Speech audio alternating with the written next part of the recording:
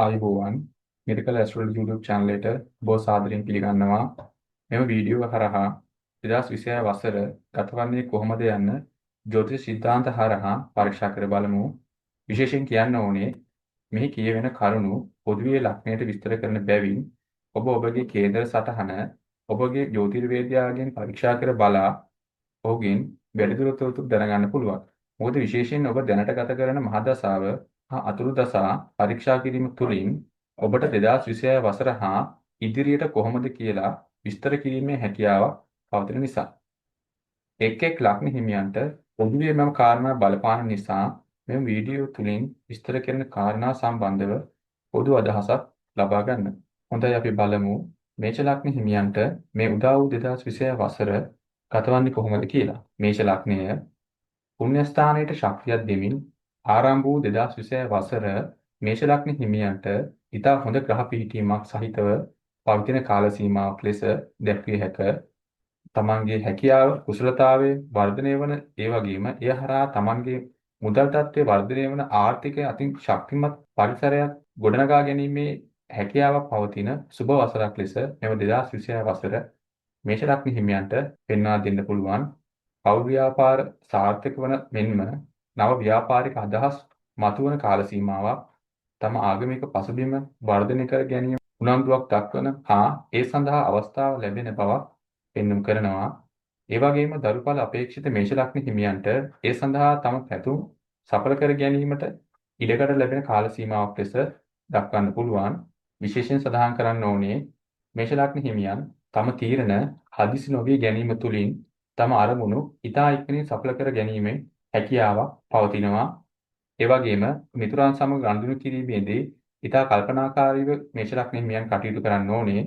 සමස්තයක් ලෙස ගත් විට මේෂ ලග්න හිමියන්ට මෙම 2026 වසර සුබ කාරණා උදා වන වසරක් ලෙස පෙන්වා දෙන්න පුළුවන්. හොඳයි අපි බලමු වෘෂභ ලග්න හිමියන්ට මේ උදා වූ 2026 වසර ගතවන්නේ කොහොමද කියලා.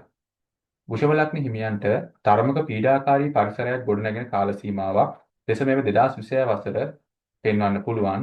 මොකද ඔබගේ ලග්නාධිපති හා භාග්‍යස්ථානාධිපති දෙදෙනාගේම ශක්තිය හීන කරන ස්ථානයක තැන්පත් වෙමින් 2026 වසර ආරම්භ වුණා. මුදල් ලිපීමේ ශක්තිය වර්ධනය කර ගැනීමට අවස්ථාවක් ලැබුණද ඉන් නිසි ප්‍රතිඵල ලබා ගැනීමේ හැකියාවක් නොලැබෙන බව පෙනී යනවා. වෘෂභ ලග්න හිමියන් ණය ගනුදෙනු සිදු කිරීමේදී ඉතා ප්‍රවේශම්ව කටයුතු කළ යුතුයි. මොකද ඔබ ලබා දෙන ණය මුදල් නැවත අය කර ගැනීමේ හැකියාව අඩු මට්ටමකට කෙරෙන ග්‍රහ පිහිටීමක් මෙම 2026 වසර තුල පවතිනවා. බොහෝ විට ණය නොලැබී යෑමේ ඉඩ කඩක් ඇති වෙනවා. විශේෂයෙන් වෘෂභ ලග්න හිමියන්ට සෞඛ්‍ය තත්ත්වය සම්බන්ධයෙන් වැඩි අවධානයක් යොමු කළ යුතු කාල සීමාවක් මෙම 2026 වසර. හදිසියේ යන ගමන් බිමන් රියපැදවීම සම්බන්ධව කල්පනාකාරී විය යුතුයි. කෙසේ වෙතත් තම ආගමික පරිසරය වර්ධනය කිරීම හරහා මානසික සහනය මෙන්ම පීඩාකාරී පරිසරය දුරවන බවක් පෙන්වුම් කරනවා. හොඳයි අපි බලමු මිථුන ලග්න හිමියන්ට මේ උදා වූ 2026 වසර ගතවන්නේ කොහොමද කියලා. මිථුන ලග්න හිමියන්ට මෙම 2026 වසර මිශ්‍රඵල සහිත වසරක් ලෙස ගතවන කාල සීමාවක් ලෙස පෙන්වා දෙන්න පුළුවන්. මන්ද ගුරු ග්‍රහයා ලග්නය මත පිහිටීමත් භාග්‍යස්ථානාධිපතියා දහවැන්නේ සිට ලග්නාධිපතිට බලය දීමත් සිදු කරනවා. තමන් ගන්නා තීරණ ඉතා කල්පනාකාරීව ගන්නා බවක් පෙනී යනවා. අන් අයට උපදෙස් අවවාද දීමට ඉදිරිපත් වන බවක් පෙන්වුම් කරනවා. තම දැනුම මත පදනම්ව අන් අයට උපදෙස් දීමේ හෝ ගුරු වෘත්තියේ පදනම්ව ගොඩ නැගී හැකි ව්‍යාපාර තුලින් මිථුන ලග්න හිමියන්ට මෙම වසර ආර්ථික අතින් ශක්තිමත් වසරක් බවට පත්කර ගැනීමේ හැකියාව පවතිනවා.